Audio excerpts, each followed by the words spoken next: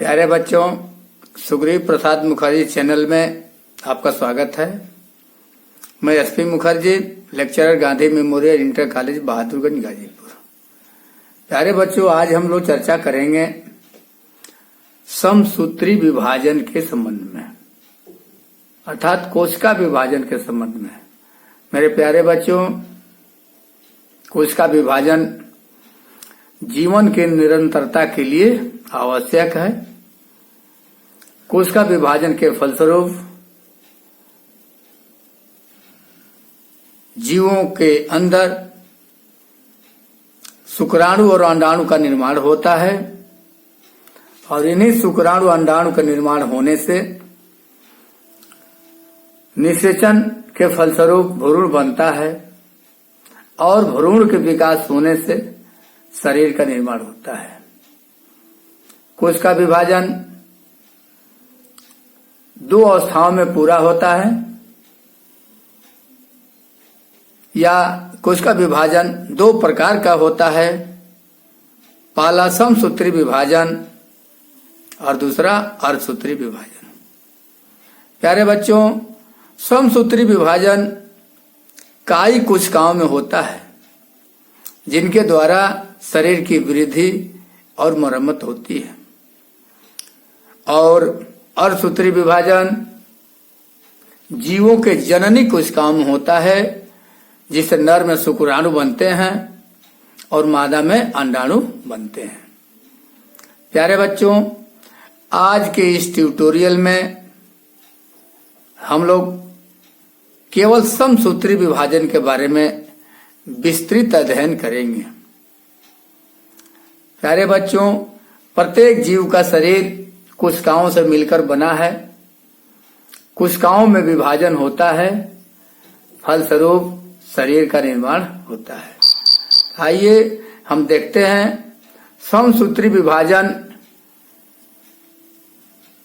का खोज water Fleming ने 1879 में किए थे और समसूत्री विभाजन का विस्तृत वर्णन उन्होंने 1882 में किए।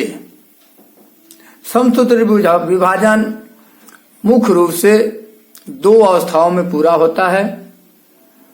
पहला होता है कैरियोकाइनेसिस, जिसमें केंद्रक के अंदर गुणसूत्रों का विभाजन होता है, फलस्वरूप दो नए केंद्रक बनते हैं।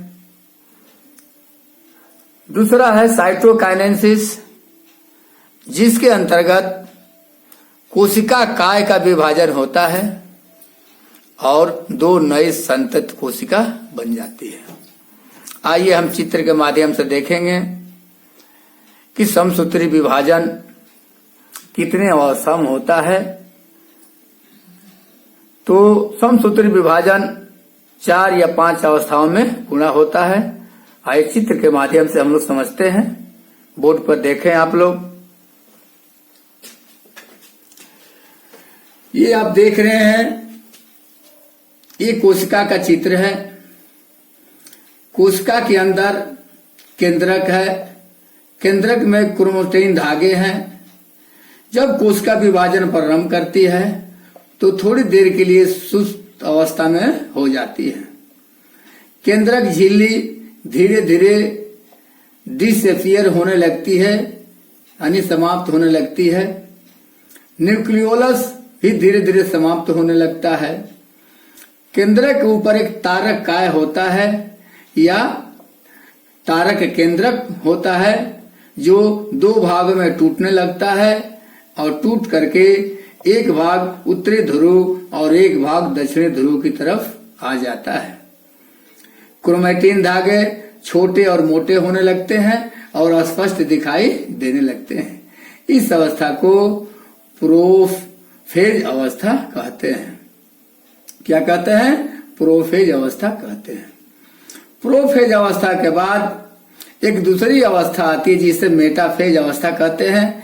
मेटाफेज से पहले एक छोटी अवस्था होती है प्रोमेटाफेज।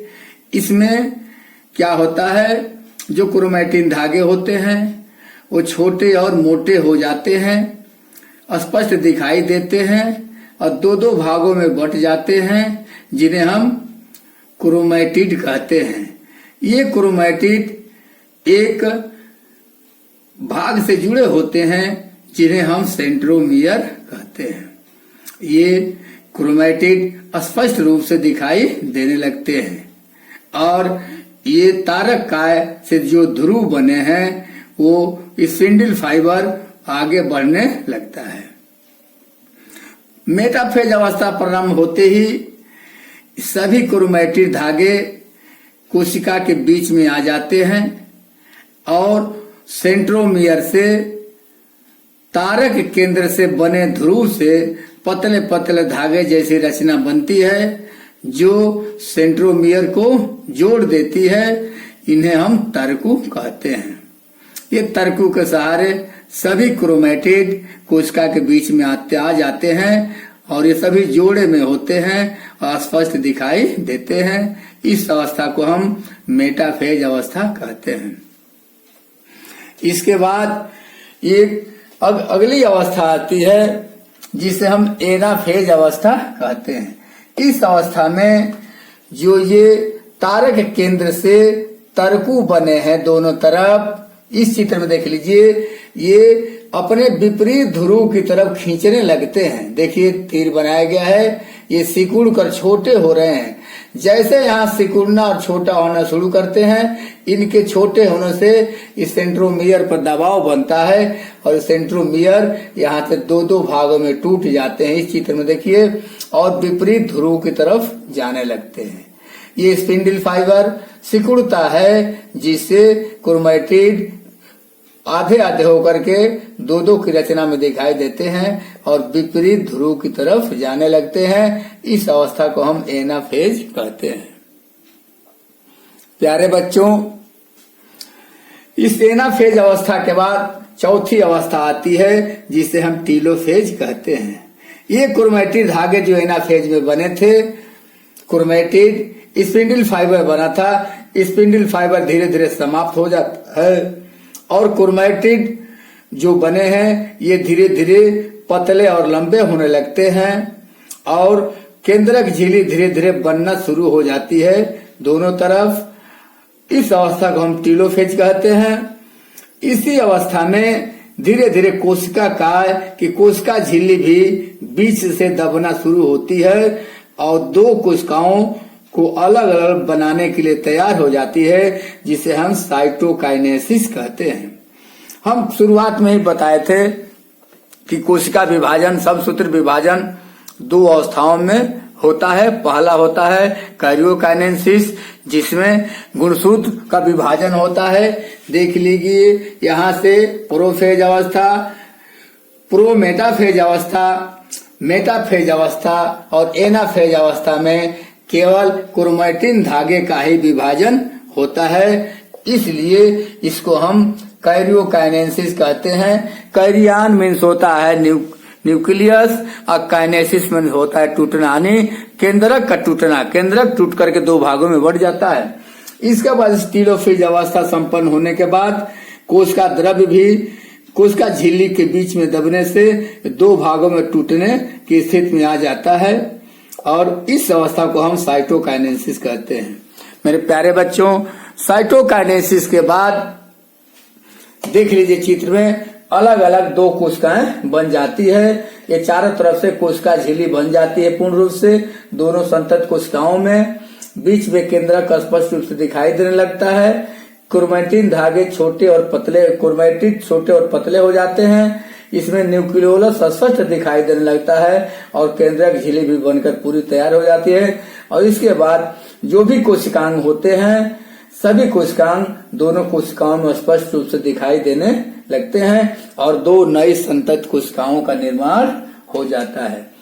प्यारे बच्चों, सबसे बड़ी खासियत यह है कि समसूत्री विभाजन में गुणसूत्रों की संख्या जनक कोशिकाओं के समान ही होती है। इसमें कोई हेरफेर नहीं होता है।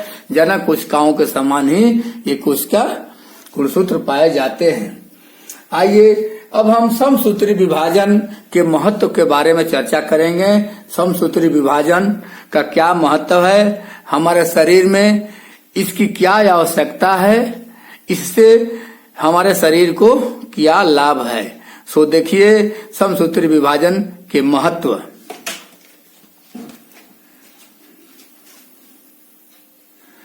समसूत्री विभाजन द्वारा जीवों के शरीर की वृद्धि और विकास होता है। यदि समसूत्री विभाजन नहीं होगा तो जीवों के शरीर की वृद्धि और विकास नहीं हो पाएगा। तो जीवों के शरीर को वृद्धि और विकास करने के लिए समसूत्री विभाजन होना अति आवश्यक है। समसूत्री विभाजन के द्वारा शरीर में हुए टूट फूट या घाव को भरा जाता है, जिससे शरीर सुडौल हो जाता है। समसूत्री विभाजन के द्वारा ही शरीर में पुरानी व मरी हुई कोशिकाओं को बाहर किया जाता है। अगर पुरानी और मरी हुई कोशिकाएं अगर शरीर में रहेंगी तो विभिन्न प्रकार के रोग को पैदा कर सकती है। इसलिए समसूत्री विभाजन द्वारा मरी और पुरानी निष्क्रिय कोशिकाओं को शरीर से बाहर निकाला जाता है।